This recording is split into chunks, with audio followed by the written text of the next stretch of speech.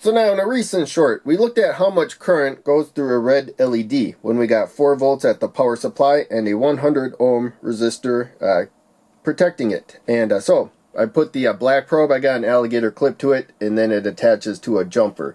And so this is attaching to the probes. That's a bad spot on the board right there. So in any case, we do have about 18 milliamps of current on there, which I'm kind of surprised because usually the power supply is off by a little bit. But there you can see, we're actually getting about 18 milliamps of current flowing through here. Now, just using Ohm's law, you got 4 volts, the red LED drops about 2 volts. That's going to put about 2 volts across the resistor, and you're going to get about 20 milliamps of current. Current's going to go up a little bit as the resistor warms up as well.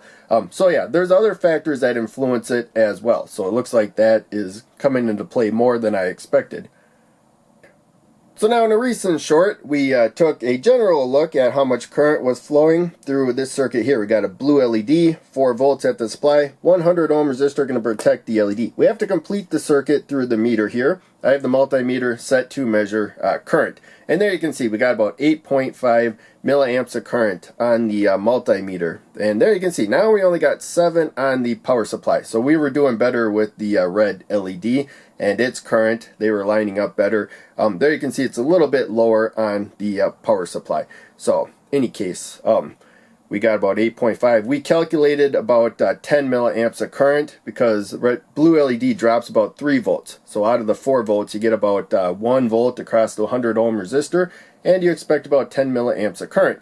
But other factors come into play that can alter things slightly.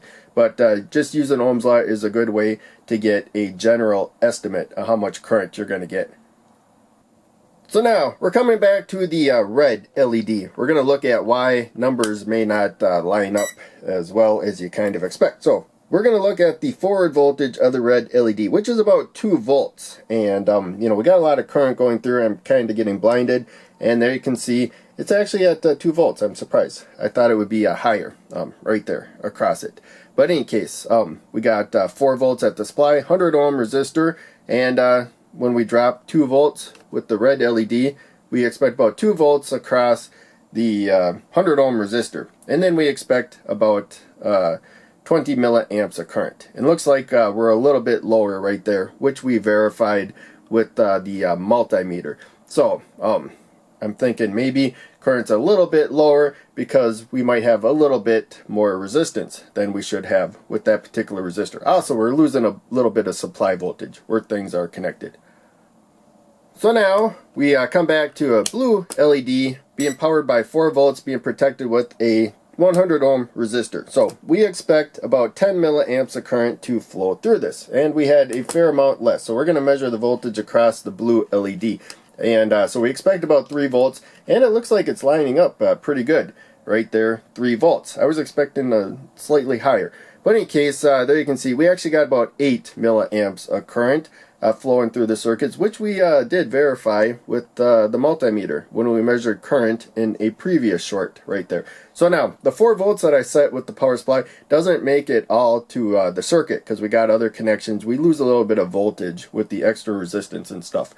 Also, the resistor there, they're cheap resistors that I bought. Maybe it's actually providing a little bit more resistance than its rated value. And so, any case, that's it.